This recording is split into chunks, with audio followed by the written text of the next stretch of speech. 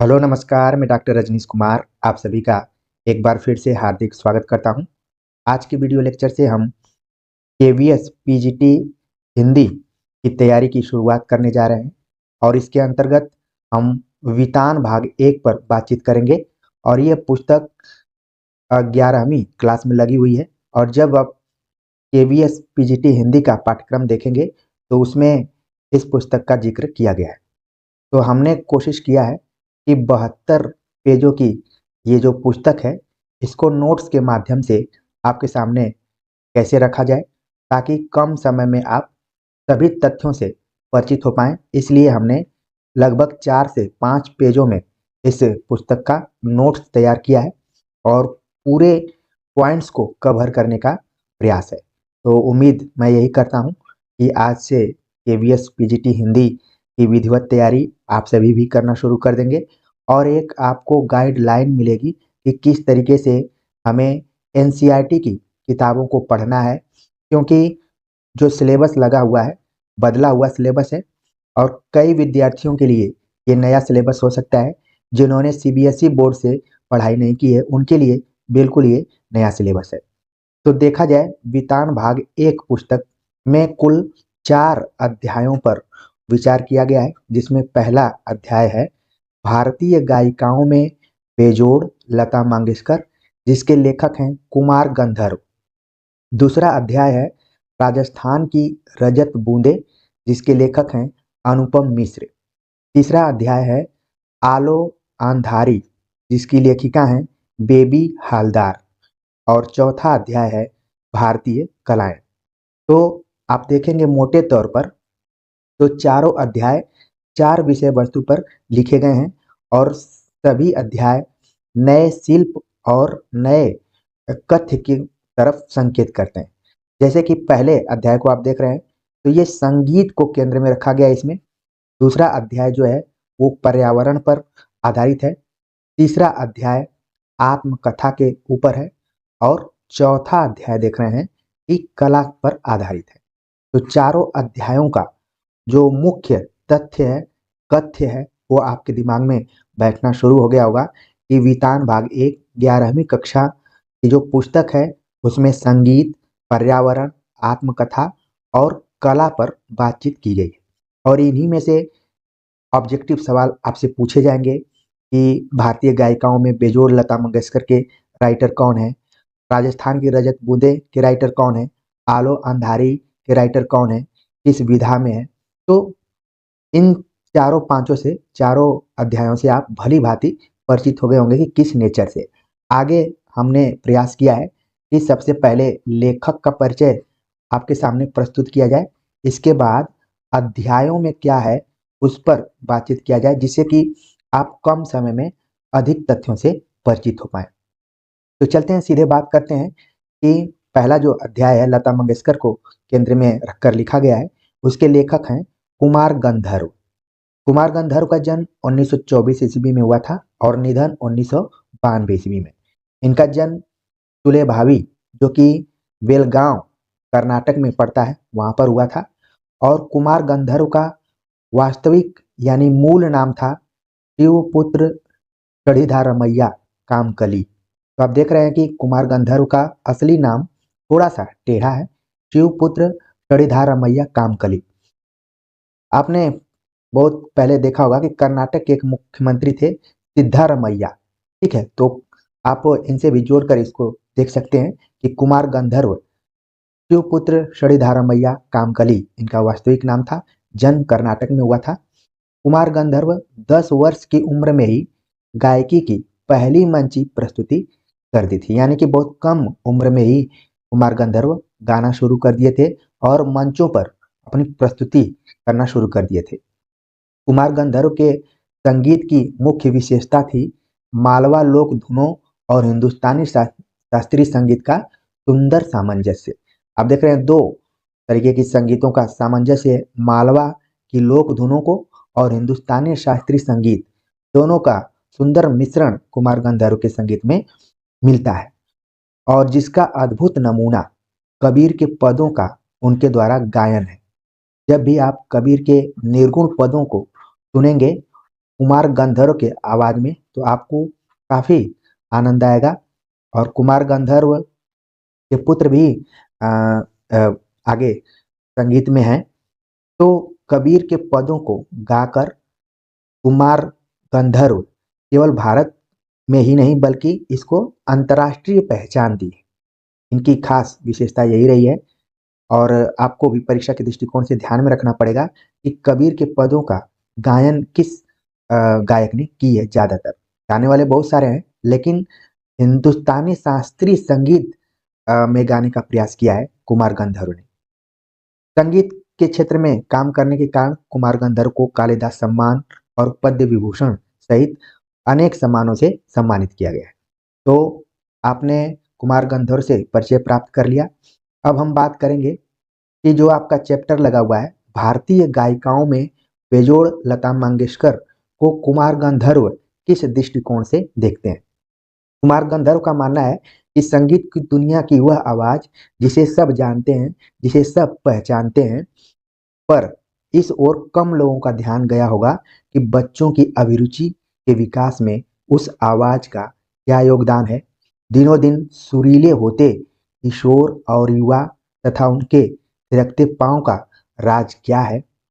लता यानी सुगम संगीत या फिल्मी संगीत का सुरीला इतिहास कहा जा सकता है। अगर आप थोड़ा बहुत संगीत में अ, रुचि रखते होंगे तो लता मंगेशकर को तो पूरी दुनिया जानती है। सभी लोग उनको पहचान जाते हैं। अगर रेडियो के माध्यम से अनाउंसमेंट के बाद अगर आप सुनते हैं और आवाज से ही पकड़ लेते हैं कि ये लता मंगेशकर गा रहे हैं। लेकिन यहाँ पर कुमार गंधर्व दूसरी तरफ संकेत कर रहे हैं कि सभी लोग लता मंगेशकर के आवाजों को जानते हैं, सुनते हैं, पहचानते हैं, लेकिन इस ओर कम लोगों का ध्यान गया कि बच्चों की अभिरुचि में उस आवाज का क्या योगदान रहा होगा। यानी कि बहुत ज्यादा योगदान रहा होगा। हर बच्चे चाहते हैं जिनका गायन क्षेत्र में रुचि है, इंटरेस्ट है, कि वो लता मंगेशकर की तरह गाएं। और उनके गानों पर जो किशोर हैं या फिर युवा हैं, वो उनके पाँव भी थिरकने लगते हैं। उसका राज क्या है? राज यही है कि लता मंगेशकर ने उनको मन को काफी छुआ है। यानी कि सभी को लगभग लता जी के गाने पसंद रहे। अगर संगीत का इतिहास लिखा जाएगा तो लता मंगेशकर का जो युग रहा है वो एक सुरीला इतिहास, जिसको कि स्वर्ण काल कहा जा सकता है। जैसे अगर आप साहित्य पढ़ते हैं तो भक्ति काल को स्वर्ण काल कहा जाता है, वैसे ही संगीत का, सुगम संगीत का या फिल्मी संगीत का इतिहास लिखा जाएगा तो लता जी का युग स्वर्ण काल कहा जाएगा। और इसी कारण एक शास्त्रीय गायक यानी कुमार गंधर्व को लता जी के ऊपर लिखने के लिए विवश होना पड़ा और उन्होंने अपनी कलम उठा ली और लिखा कि भारतीय गायिकाओं में बेजोड़ लता मंगेशकर। शायद कुमार गंधर्व भी अपने को नहीं रोक पाए, जो कि खुद शास्त्रीय संगीत में अपना अलग पहचान रखते हैं। मूल हिंदी में लिखी गई कुमार गंधर्व की यह रचना भाषा की सांगीतिक धरोहर है। यह शास्त्रीय संगीत और फिल्मी संगीत को एक धरातल पर ला रखने का साहस है। यानी कि कुमार गंधर्व जो कि शास्त्रीय संगीत का प्रतिनिधित्व करते हैं और लता मंगेशकर जो कि फिल्मी संगीत का प्रतिनिधित्व करती हैं। लेकिन जब कुमार गंधर्व ने इस चैप्टर को लिखा, इस टॉपिक को लिखा, तो ऐसा लगा कि शास्त्रीय संगीत और फिल्मी संगीत दोनों एक मंच पर उपस्थित हो गए। यह ऐसी परख है जो न शास्त्रीय संगीत न सुगम संगीत, बस संगीत है, गानपन की पहचान है। यानी कि अब जो भी संगीत होता है उसको हम किसी खांचे में या सांचे में बांट नहीं सकते कि ये शास्त्रीय है, ये सुगम संगीत है। उसकी खास विशेषता क्या होती है? उसका जो गानपन है या फिर गानापन है, उसके जो लोगों को प्रभावित करने वाला हिस्सा है, वही उसका इम्पोर्टेंस है। ठीक है, तो पूरे चैप्टर में कुमार गंधर्व ने लता मंगेशकर के बहाने संगीत के महत्व और संगीत का लोगों के ऊपर जो प्रभाव रहा है उसको रेखांकित करने का प्रयास किया है। तो ये मोटी मोटी बातें आप पहले चैप्टर के बारे में समझ गए होंगे, कुमार गंधर्व और भारतीय गायिकाओं में बेजोड़ लता मंगेशकर के बारे में। ठीक है, अब हम बात करते हैं दूसरे चैप्टर के ऊपर, जो चैप्टर लगा हुआ है राजस्थान की रजत बूंदे, जिसके लेखक हैं अनुपम मिश्र। अनुपम मिश्र का जन्म 1948 ईस्वी में हुआ और निधन 2016 में, यानी कि आज से लगभग, जब ये मैं यहाँ पर आप सभी के सामने लेक्चर प्रस्तुत कर रहा हूँ 2022 में, तो लगभग 6 साल पहले उनका निधन हुआ। अनुपम मिश्र का जन्म वर्धा में हुआ था, जो कि महाराष्ट्र में पड़ता है, और वर्धा में ही एक हिंदी अंतर्राष्ट्रीय विश्वविद्यालय भी है, आप लोग इसको भी जानते हो। तो जब भी वर्धा की बात आएगी तो इस विश्वविद्यालय का अनायास ही आप लोगों के दिमाग में भी चित्र आना चाहिए। तो अनुपम मिश्र का जन्म वर्धा में हुआ और ये पर्यावरण संबंधी मुद्दों पर लगभग 20 पुस्तकों का लेखन इन्होंने किया, जिसमें से कि 2 पुस्तकें इनकी काफी फेमस रही हैं, आज भी खड़े हैं तालाब, और दूसरी पुस्तक है राजस्थान की रजत बूंदे। तो आपको परीक्षा के दृष्टिकोण से इन दोनों पुस्तकों को बिल्कुल ध्यान में रखना है। अगर इनमें से सवाल आएगा, मुझे पूरी उम्मीद है कि आप सही कर पाएंगे। पर्यावरण संबंधी कई आंदोलनों से न केवल अनुपम मिश्र का घनिष्ठ रूप से जुड़ाव था, बल्कि लोगों को जागरूक करने के लिए भी इन्होंने मुहिम चलाई। सन 1977 से गांधी शांति प्रतिष्ठान के पर्यावरण कक्ष से इनको जोड़ दिया गया था। तो ये कुछ तथ्यात्मक जानकारियां थी अनुपम मिश्र से संबंधित। अब हम बात करते हैं कि राजस्थान की रजत बूंदे जो अध्याय है, उसमें क्या उसकी विषय वस्तु है। जैसा कि हमने इससे पहले लता मंगेशकर पर विचार किया था, तो कहा जा सकता है कि जहां एक और संगीत जिंदगी को लय देता है, ताजगी देता है, हर मोड़ पर आने वाले उतार चढ़ाव से जूझने की ताकत देता है, मन को उन्मुक्त करता है, तो वहीं दूसरी ओर पर्यावरण इस उन्मुक्त मन को खुला आकाश देता है सांस भरने के लिए, जिजीविका को मकसद देता है संघर्ष करने के लिए। तो कहीं न कहीं संगीत और पर्यावरण का एक दूसरे से जुड़ाव है। मैंने शुरू में ही आपको जब चैप्टराइजेशन के बारे में बातचीत किया था, तो बताया था कि चारों चैप्टर अलग अलग विषय वस्तुओं पर लिखे गए हैं, लेकिन सबका एक दूसरे से कहीं न कहीं जुड़ाव है। तो आप देख रहे हैं कि जहाँ संगीत व्यक्ति मनुष्य के जीवन को लय देता है, उसके नीरस भरी जिंदगी में ताजगी लाने का प्रयास करता है। जो भी जीवन में उतार चढ़ाव होता है, तो मनुष्य हमेशा संगीत की तरफ जाता है और उसके मन को उन्मुक्तता मिलती है, कुछ राहत मिलती है। ठीक वह उसी तरह से पर्यावरण उस उन्मुक्त मन को खुला आकाश देता है, जिससे कि वो चैन की सांस ले ले, और जिजीविषा उसके मन में पैदा करता है, ताकि वो संघर्ष करे, वो कभी हार न माने। तो राजस्थान की रजत बूंदे, राजस्थान का जैसे ही जिक्र आता है तो आपके दिमाग में पहले तो आ जाता है वहां पर रेगिस्तान का जिक्र, आपके मन में आ जा रहा होगा कि राजस्थान का मतलब रेगिस्तानी इलाका जो है, वहां पर पानी की कमी इत्यादि की। तो उसी को विषय वस्तु बनाते हुए अनुपम मिश्र ने राजस्थान की रजत बूंदे, और यह राजस्थान राज्य पर विशेष रूप से आधारित है कि वहाँ जल की समस्या का समाधान कैसे किया जा सकता है। लेकिन बाद में पता चला कि ये जल की समस्या केवल राजस्थान ही नहीं, बल्कि भारत के कई अन्य हिस्सों में भी है। जैसे आपने सुना होगा बुंदेलखंड, वहाँ पर भी पानी की समस्या है। इसी तरीके से बिहार में भी कई जगह बाढ़ की समस्या होती है, तो कई जगह सूखा पड़ जाता है। तो ये समस्या केवल राजस्थान के जल की समस्या का समाधान मात्र नहीं है, बल्कि हर जगह जहाँ भी पानी की कमी हो रही है, वहाँ पर भी राजस्थान की रजत बूंदे नामक जो चैप्टर है, जो उसमें समस्याओं का समाधान बताया गया है, हर जगह काम में आ सकता है। और इसमें आगे अनुपम मिश्र ने बताया कि यह जमीन की अतल गहराइयों में जीवन की पहचान कराने वाला है राजस्थान की रजत बूंदे। यह रचना धीरे धीरे भाषा की एक ऐसी दुनिया में ले जाती है जो कविता नहीं, कहानी नहीं है, पर पानी की हर आहट को कलात्मक अभिव्यक्ति देती है।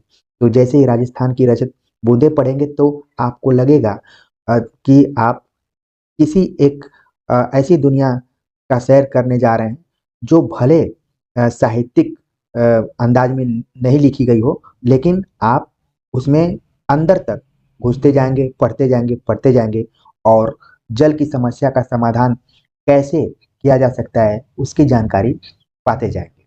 और इस रचना की जो भाषा है संगीतमय गद्य की पहचान कराने वाली है, क्योंकि शुरू में ही बताया गया कि ये कविता भले नहीं है, कहानी भले नहीं है, लेकिन पूरा इसका जो शिल्प है कुछ उसी तरीके का है।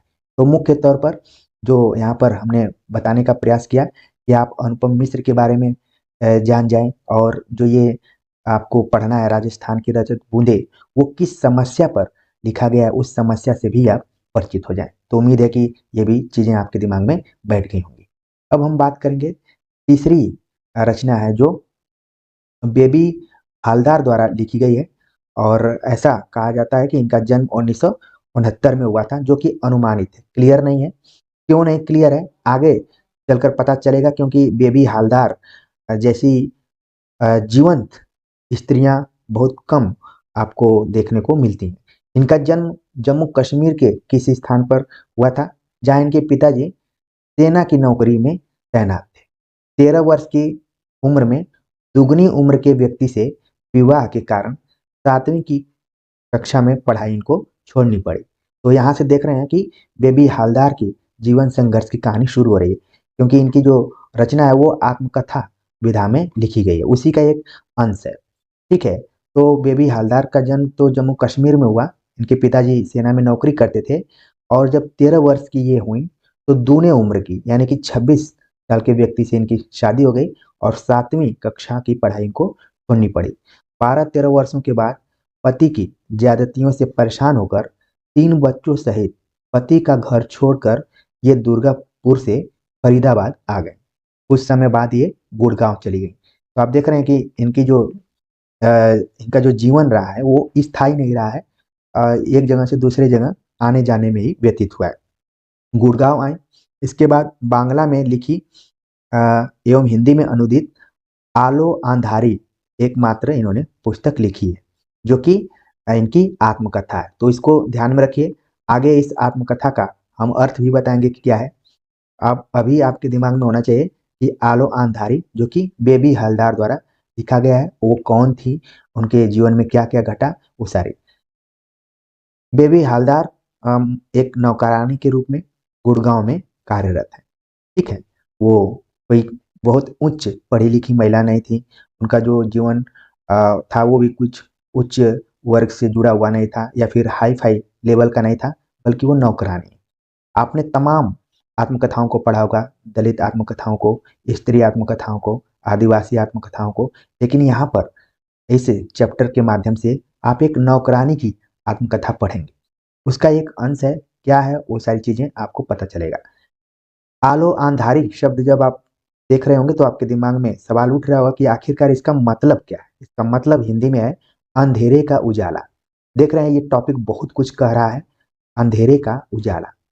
इसका प्रकाशन सन 2002 में हुआ था, और ये रचना एक ऐसी दुनिया के बारे में बताती है ये रचना, कि जो हमारे साथ है, पड़ोस में है, लेकिन किसी का ध्यान उसके ऊपर नहीं जाता है, अनदेखी है।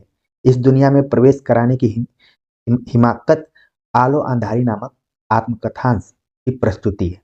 यानी कि ऐसी दुनिया, क्योंकि नौकरानी इत्यादि तरफ कम लोगों का ध्यान जाता है, उनके जो भी संघर्ष हैं, उनकी जो परिस्थितियां हैं, उस पर कम लोगों का ध्यान जाता है। और आलो अंधारी के माध्यम से बेबी हालदार ने बताने का प्रयास किया है। यह कहानी है उन लाखों करोड़ों झुग्गियों की, जिसमें झांकना भी भद्रता के तकाजे से बाहर है। यह चुनौती है साहित्य के उन पहलुओं को जो साहित्य को सांचे में देखने के आदी हैं, जो समाज के कोने अतरे पनपते साहित्य को हाशिए पर रखते हैं, और भाषा एवं साहित्य को भी एक खास वर्ग की जागीर मानते हैं।